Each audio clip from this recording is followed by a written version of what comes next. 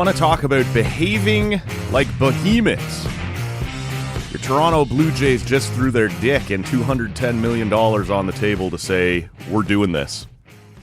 Matt Robinson with you in the TCA studio. What's happening, everybody? Man, an ace caliber upside, I would say, on the guy they just signed. We'll see whether he turns out to be the ace of the staff, but that's a possibility.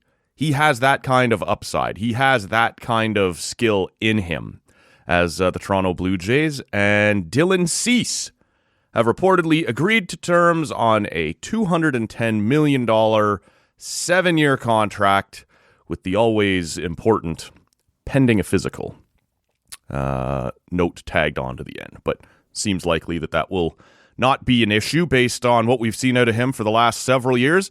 Major signing. We're going to dive into some of my thoughts on that in a second. We'll get into some hockey talk also a little later on in the podcast, and a familiar rant that many of you who've been listening to this program for years have heard me probably give before. But it is that day on the calendar, American Thanksgiving, where it comes up again. So we'll save that for last in case you have heard it before. But this is huge news for the Blue Jays and across baseball. They have signed what was most likely the biggest arm, certainly the biggest right-handed arm on the market this winter. A guy who finished second in Cy Young voting in 2022, fourth in Cy Young voting in 2024. I guess you could say is coming off a little bit of a down year, but the thing most people seem to be pointing at is that he has a 4.55 ERA in calendar year 2025. ERA, it's not an irrelevant stat. It's not like when we talk about hockey and everybody, it's so funny to me let's not get bogged down on this, but whenever anybody brings up plus minus in the NHL, it's like, I know it's not a perfect stat, or I know it's not a particularly good stat, but his plus minus is such and such. And you can tell it means to them it was still an important stat. I still want to make this point, but I know I have to now give it this qualifier first so I don't sound like an idiot. If you think it's valid, just say it and leave the qualifier out. If you know plus minus is a shit stat, don't quote the stat. Anyway, ERA is not quite on that level at this point in baseball, because you do want to have a rough idea of just how bad did it get. You see somebody up in the 6s or the 8s, or sometimes you come out of an early start. If you've had a bad start early in the year, sometimes your ERA is up at like 12 or 13.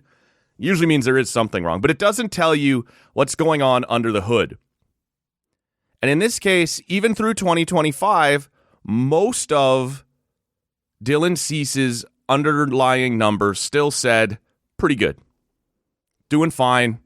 The 4.55 was a bit of an aberration, and something to keep in mind is that only 7 pitchers in all of baseball last year had worse defense behind him in terms of the number of errors made while they were starting, number of misplayed, number of botched throws, these sorts of things.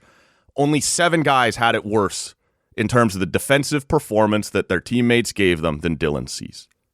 So even a mild improvement in that is going to see that ERA drop just with a competent defense behind you. And the Blue Jays, as we know, are a significantly better than average defense. It will be more than a mild improvement. So he's got that he can work on. This is also a guy that in the last 5 years has had over 200 strikeouts every year. No one else in that time period has had 3 seasons with over 200 strikeouts. The guy in second place for number of strikeouts in that stretch, Kevin Gausman. Man, wouldn't it be cool if you could put 2 of those guys in one rotation? Man, somebody should do that. Look, it's a brilliant move. The guy averages around 97.2. And he's got this wicked slider. He does walk some guys, but that's what's going to happen. When you strike out a lot of people, you're also going to walk some people. And I think I think you can count on, and maybe it's not fair to say this, but I think you can count on getting him into Toronto and seeing what this coaching staff can do for him. And I do think sometimes that gets overstated a little bit, that you come to Toronto and all of a sudden Pete Walker and pals will turn you into this unstoppable monster. I don't think it's quite like that, but I think when you already have the talent and have the stuff that Dylan Cease has, it's much more likely that they're going to be able to help you harness that and turn you into something really interesting. And he's already really interesting. But this is the type of guy that we have seen this Blue Jays staff have success with. Like, I've seen people compare, and it makes sense, Robbie Ray. Like, similar pitch mix, similar type of guy. Robbie Ray was a perfectly competent pitcher before he got to Toronto. And he never was what Dylan Cease is, but there are some comparables. There are some lines to be drawn. And we saw when he got to Toronto, some things that they were able to help him with, and help him to work on. Before you know it, he's winning Cy Youngs. So we'll see if that's the type of impact that they can have with Dylan Cease. But Robbie Ray, while being a similar type of pitcher, was not as good as Dylan Cease. And you saw what the Blue Jays pitching staff was able to help him with. We'll see if you can do some similar things here with Dylan Cease. This is a star. If he has the type of year he's capable of having, he's your ace. He's your number one. And he should be, because you're paying him that way. But at worst, you're talking about a quality number 2-3 guy. And you look at this rotation now. For at least one more year, you have Gausman, Barrios, Bieber, Yasavich, and now Cease. And it's interesting. Well, first of all, a lot of people smarter than me pointed out and looked ahead to the next offseason. First of all, the work stoppage and strike and lockout, whatever we're going to see happen there, and it could be ugly. But Gausman is a free agent. Bieber is a free agent. Barrios has an opt-out. And that all happens at the end of 2026. And you don't know who's coming back and what might be around long term. And the 2026 free agency class is nowhere near as strong as this year's free agency class. So get your work done now. Start looking ahead. Even if this year might be a little expensive, get it done and have some certainty moving forward. So if the worst thing, if worst case scenario plays out and all of Gausman and Bieber and Barrios leave, you still at minimum have Cease and Yasavich kicking around at the top of your rotation, and you can build around them from there. And you have a little bit of stability built in. Now, I don't expect all of those things to happen, but you are now prepared for it. The other reason I like this a lot is that it takes a lot of pressure off of Trey Yasavich. This is a guy who we saw come up and pitch so much better than any of us could have expected. But that doesn't mean it was perfect. And perfect is rarely on the table. It's hard to be perfect. But there were moments, especially in the playoffs, where you could tell, okay, this is still a little new. Maybe they're seeing him a little bit. And don't get me wrong, as I said, there were other moments where he was absolutely fantastic and gave you everything you could hope for. And in a total package, looking at what he gave you this fall, it was all of it, in totality, more than you ever could have asked for. But there are moments along the way that kind of showed his youth. And I think we have to expect to see that in his first full regular season next year. I don't think we get to look at the best outings that Trey Yasavich had in the time we saw him in September, October, and say, that's what he's going to be start to finish, April to September and into October next year. I think that's an unreasonable ask. And it's especially unreasonable when you consider the fact that teams are going to start to get multiple looks at him. Scouts will have had better time. More video will become out. Like, there's always a bit of a pendulum swing where a pitcher comes up, dominates experienced hitters. Hitters kind of get to see you a little bit. They see what you're trying to do. And for a while, that pendulum swings in the other direction. and they beat you up a little bit sometimes. Not always.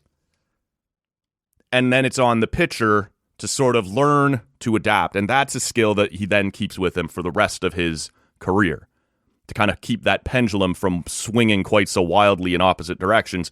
Okay, here's some things that have worked against this guy long term. When I do this, he hits me. We got to allow for Trey Savage to have those moments. So this protects him a little bit. You're not going to be asking him for more than he's capable of, because you just added another top-of-the-rotation starter to be up there with Kevin Gausman. And if Shane Bieber bounces back, the wisdom seems to be that, when guys come back from Tommy John mid-season, their velocity is typically around, but their control takes a while. And it's not until that first full year after a proper offseason where they sort of return to whatever form they're going to be post Tommy John. So we'll get a look at Shane Bieber next year, who did opt in at a very tasty little number. And we'll see what he looks like early in spring and whatever else. But that does allow, if everything were to go the way you're hoping for it to go, the Trey Savage is your number 4. And now there's no pressure on that guy. Just go out, learn the game, learn what it's like to have to get through 6 months of this shit. And that's not even talking about Dylan C. This is just team-wide impact. The things that it opens up for the rest of your pitching staff is really interesting. We have heard some talk earlier, but it seems to be a little bit louder here about the idea of Louis Varland was also interested in starting a little bit. Not a little bit, maybe returning to be a starter, and that they may have interest in that.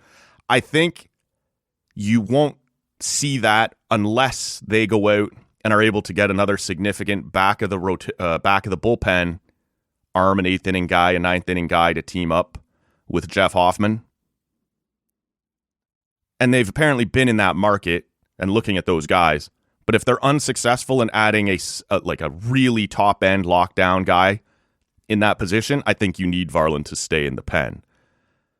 And now that you have Cease, you don't really need him in the rotation. We'll see what Barrios is going to look like. Missed the last part of the season and the playoffs with an elbow issue. We'll see what he's going to look like coming out of the off season and into his last year. Like I said, he has a player opt out at the end of the season. If he's not any good, he's not opting out. He knows he's not going to get that money anywhere else. I'll stick around here and let you guys pay me. Unless you could orchestrate a trade of some kind and hold on to a bunch of the money. But at the moment, it looks like he's your number 5. So I mentioned fairly crudely off the top the term behemoths. And throw your dick on the table. That is apparently some of the terminology that has been used around the Blue Jays over the last week or two. That they are operating like a team in a big market, which they are, with a rich owner, which they have. And making it clear they're in on everybody. And I'm going to paraphrase here a little bit, but our friend Joshua Housem said on Twitter, and I thought this, I had a similar thought. He was more, you won't have any trouble believing this, he was more concise about it than I was. But that it was essentially what Blake Snell got last year. The Dodgers got in early and said, this is our guy, what's it going to take to get it done, and just do it. And that's, for a guy this sought after, like Dylan Cease, with an agent like Scott Boras, who normally advises guys to wait, let teams line up, let that number go up. Don't jump early. Let the market kind of set itself and hold yourself in high demand. And we have seen some of his clients get frustrated with that. We've seen guys speak out about it later, and I'm kind of, dude, it's your agent. You can tell him what to do. But the Jays jumped and said, we don't have time for that. And essentially, they walked up to Scott Boras and said, Dylan Cease, what's it going to take? What's your boy want? What's his number? No fucking around, no negotiating here. What does he want? And if it was $200 million, $210 million over 7 years, The Jays reached into their pocket, threw a fat stack down on the table and said, there it is. We good?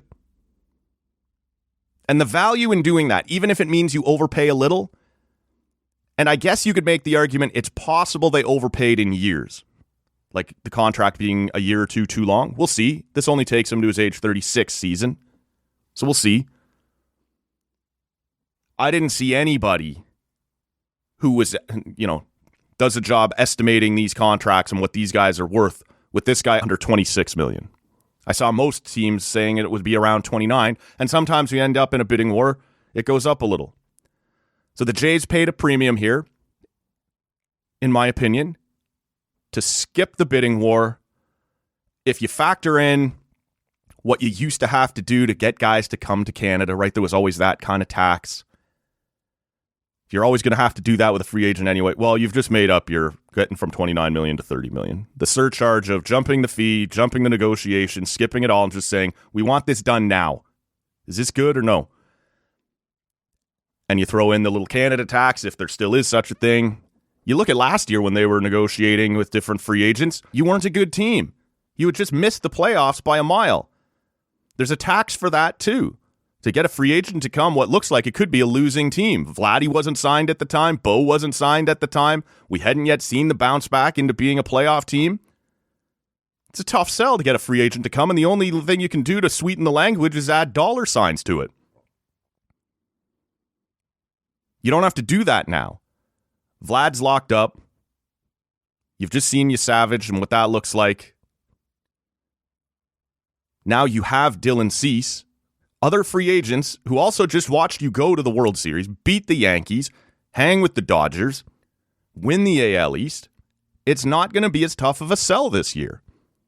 And so the Jays walked up to Scott Boras and said, here, if that's the number, he'll take it now, and we can move on. And there's value in that, right? You can now move forward with the rest of your offseason, knowing that's done.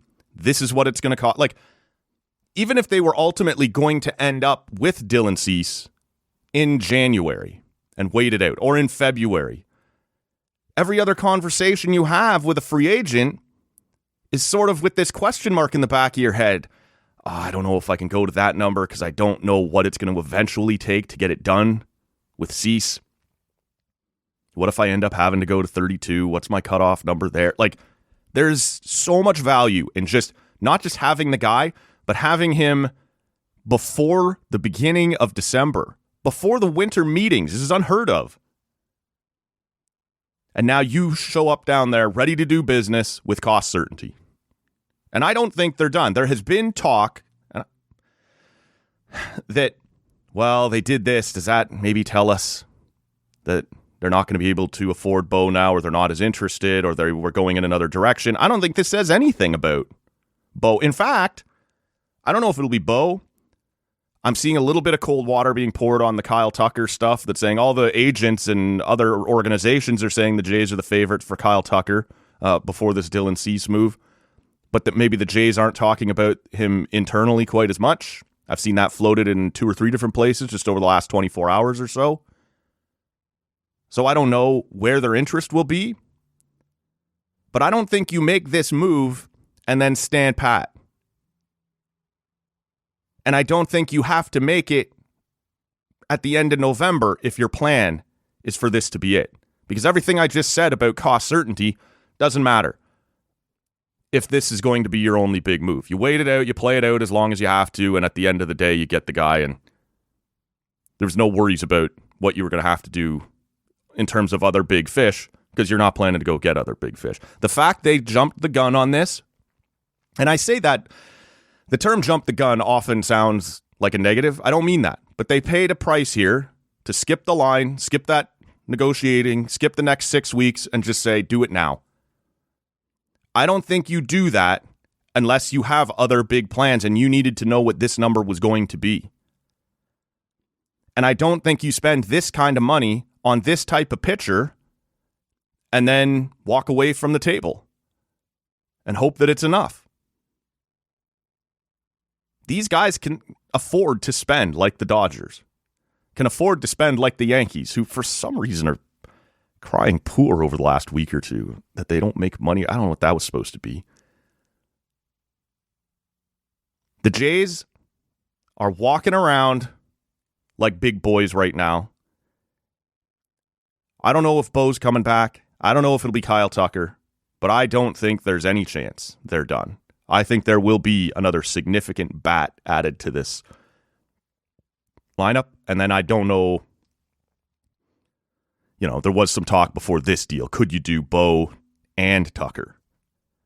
Maybe that's stretching it a little bit, but it doesn't have to be. They can afford to go there if they choose to. I doubt you're going to go that crazy. I would say it's more likely you're going to see a notable bat here and then a back of the bullpen type of reliever to support Jeff Hoffman and Louis Varland. Don't forget, we have Jimmy Garcia coming back, which is also going to be great.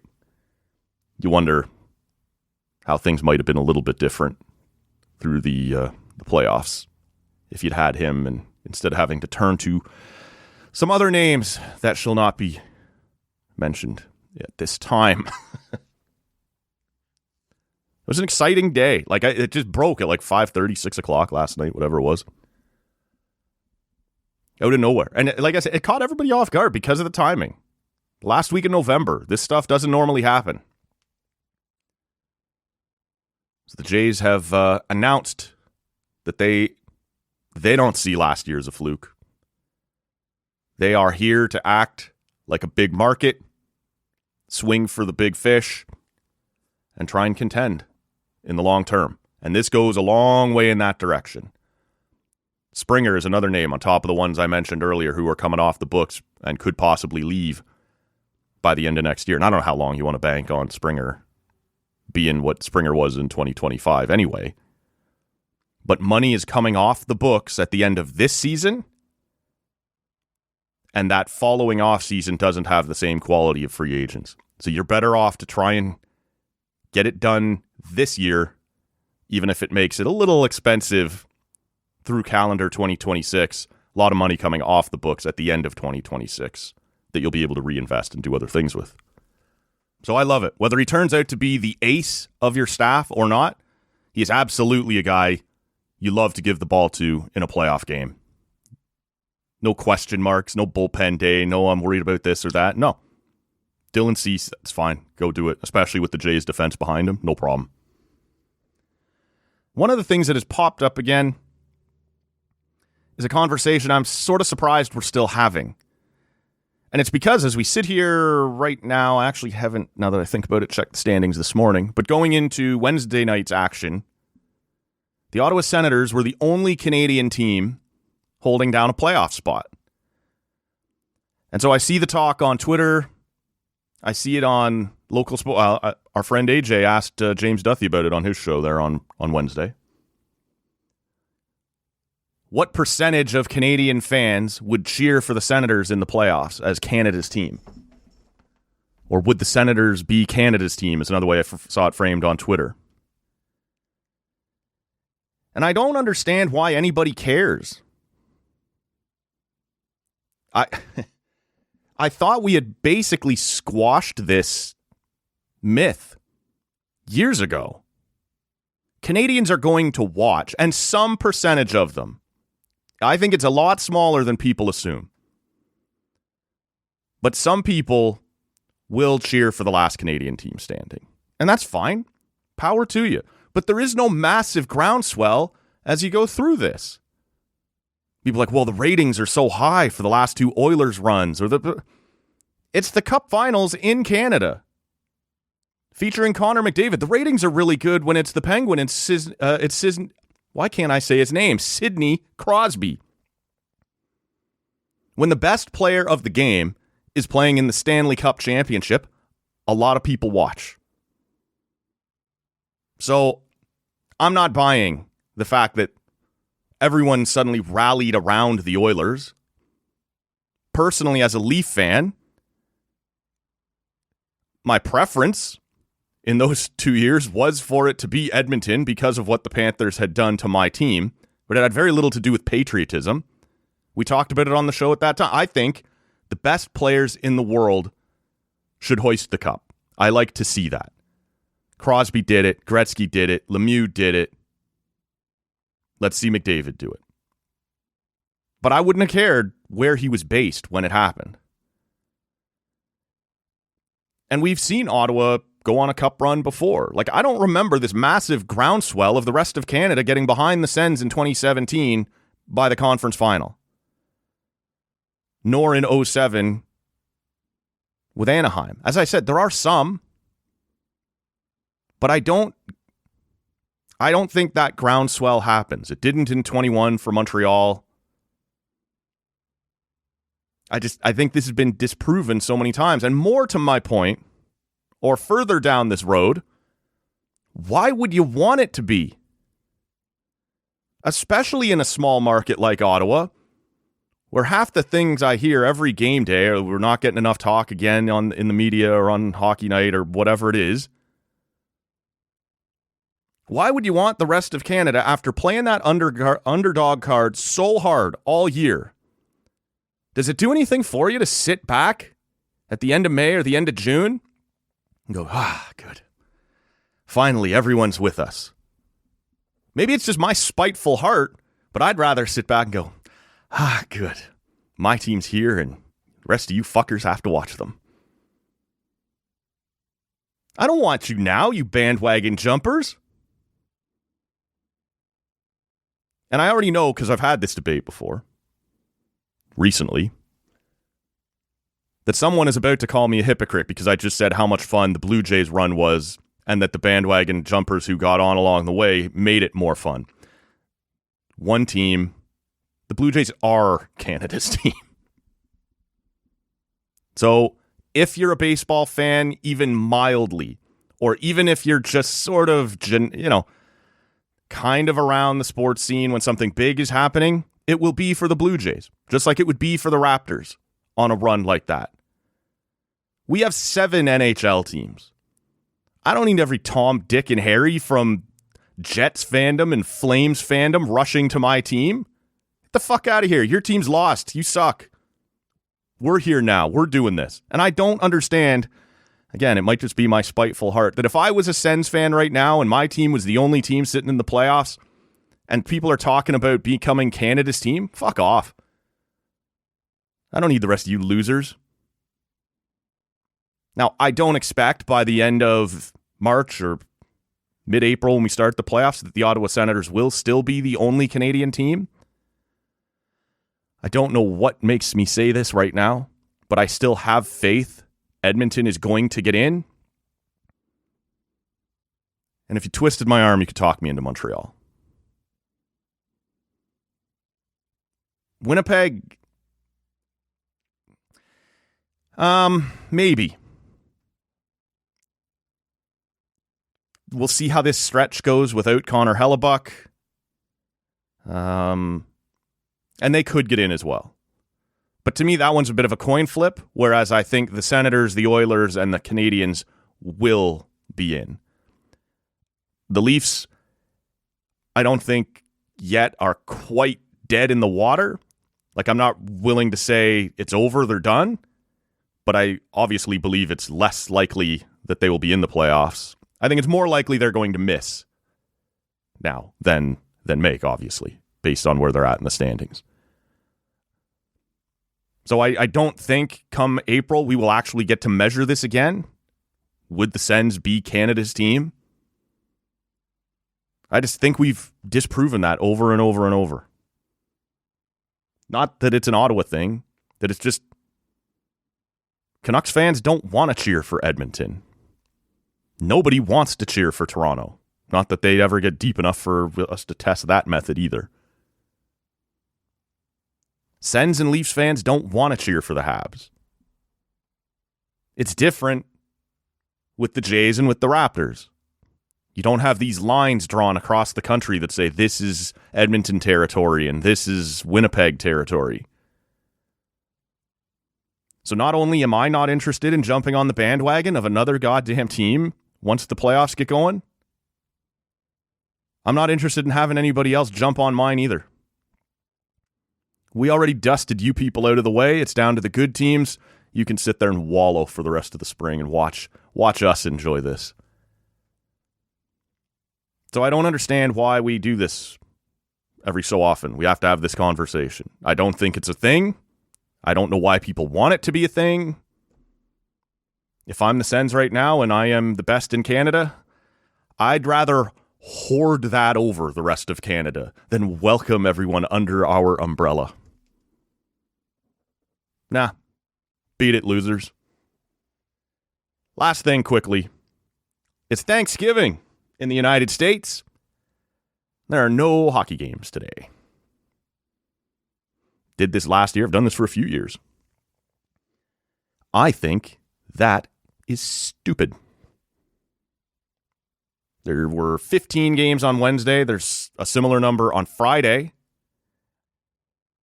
And I understand on Friday you want to be in position to play a bunch of afternoon games. I think New York does this. Chicago does that. Lots of teams do this. Black Friday, everyone's off school, play a game. And you sort of cede to the NFL, and which, as you guys know, is another one of my pet peeves. Like, we'll get out of your way. You want to be taken seriously as a league and as a sport? Quit cowering to everyone else. I understand American Thanksgiving is based around football. But Friday afternoon is quickly becoming, in the United States, it's always been a thing, but now it's becoming a more popular thing, college football on Black Friday. So I imagine when the ratings come out after this slate of Friday afternoon games, you'll have gotten crushed there anyway. So why not throw one Rangers-Bruins game or something on? More importantly, and to my point that I bring up every year and get the same ridiculous replies every year, why can't Canada play on American Thanksgiving? I don't want to hear word one about, well, their American players want to be able to yawn. There were 10 games on Canadian Thanksgiving. Canadian players played. Did we take the day off? Did we adjust the schedule for them? No. So this is not about, for the NHL, protecting families and holidays. They don't give a shit. It's about money. They know they're going to get buried by football on Thanksgiving, so they don't do it. In Canada, they don't care. They're not going to get buried by football on a Thanksgiving Monday north of the border. They don't care about stepping on whatever the CFL might try and do that day. They're really not interested in being a good partner to anyone. They're just interested in protecting their own brand. And fair enough, that's what a business does. But now that we have successfully carved through the bullshit of we're not trying to allow Thatcher Demko to have a nice Thursday afternoon with his family, who lives nowhere near Vancouver, you could have Canadian teams play. And the first argument always is, well, the league really wants to have all those home games on Black Friday. We need the Canadian teams down there so that they can be road teams for as many American teams as possible to do this. And I still have time for that argument. How many times have you guys heard me say around Major League Baseball, Toronto should always be home on Canada Day. Always. And they should always be on the road on July 4th. Baseball is set up in such a way with 3 and 4 game series. You could make that happen. There's no reason any year that couldn't be accommodated. And it allows, you don't need an American team to have to be up in Toronto on July 4th. That's an easy day. It gets people out to the ballpark. People are off work. People want to celebrate. That's one more American team that can be at home hosting the Jays that day. But in return, we're never on the road for Canada Day. Somebody's up here. Sometimes it plays out that way. Sometimes it doesn't. But a little creativity with your schedule making is not that complicated.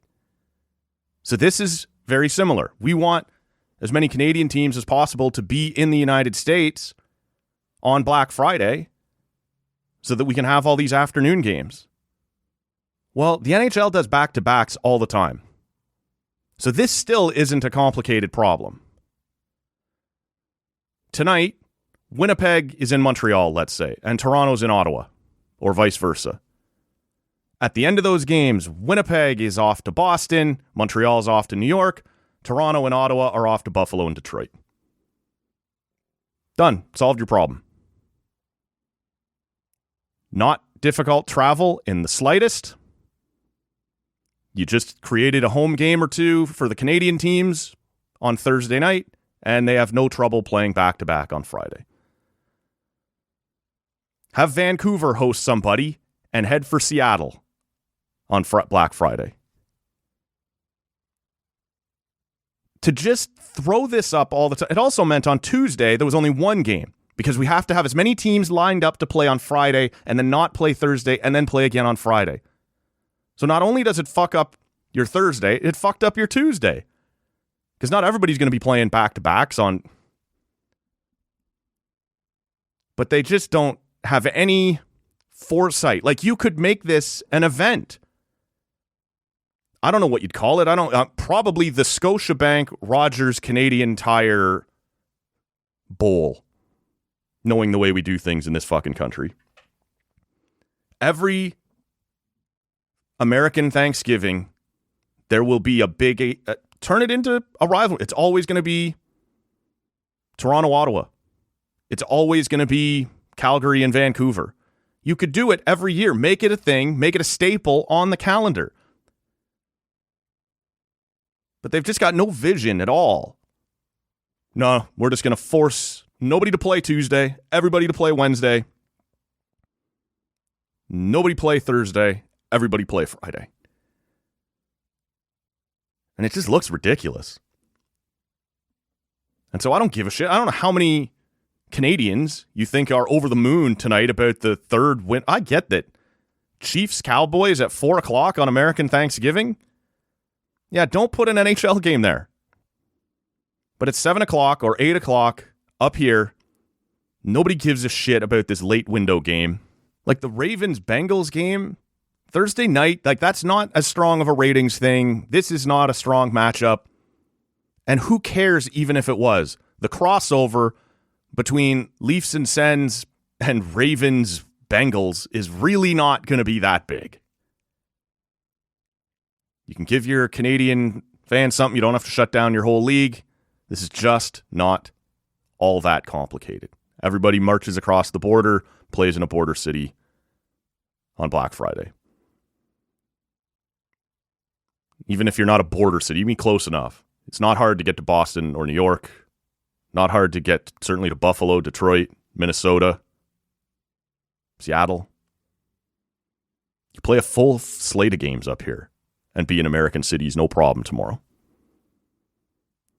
Fuck it, day off. Stop any momentum you might have. Shut it down. And I know, I get the feedback every year that this is not as big a deal to most of you as it is to me. But there are those of us out there, and sometimes, like I've seen other people who think this is just as ridiculous. This is not necessary. And it does give backing to what a lot of people believe, that the NHL does not properly care about Canada. And I find that argument typically to be a little overinflated. But why do we play on Canadian Thanksgiving and not on American Thanksgiving? It's not for you and your family. It's not for the players and their families. It's not out of respect for anything. It's because they've got big football games and the league doesn't want to get crushed. You can hide behind the family reasons as the league and say it's a nice time to take a break. But that ain't it. Otherwise, you would do the same thing in Canada on our Thanksgiving. Nah. Anyway, this is the other thing that happens if you're a sports property. When you don't give people things to talk about, like fresh games and fresh results, maybe they'll talk about you. If you don't give them news, you become the news. And most Thanksgiving Thursdays, I find myself up here ranting and raving about this same thing. And it doesn't have to happen. I know you're listening, Gary. You were here for the big Dylan Cease talk, and you stuck around. All right. That's enough, isn't it? Great show up on Wednesday morning with Michaela Schreider and Vanessa Sanchez from She's Got Game, talking about their upcoming women's sports trivia event, and then lots on the PWHL, the NSL, the WNBA, the Olympics. Lots on the Olympics. That was fun. Check that one out. And earlier in the week, Eric Smith, Raptors play-by-play man, was here. That was a lot of fun, too. So check those out at talkcanaudio.com or wherever you're hearing me right now. And we'll talk to you all on the next one. That's it. I cannot work under these conditions. If anybody wants me, I'll be downstairs at McDougal. Call the weekend guy. I don't care.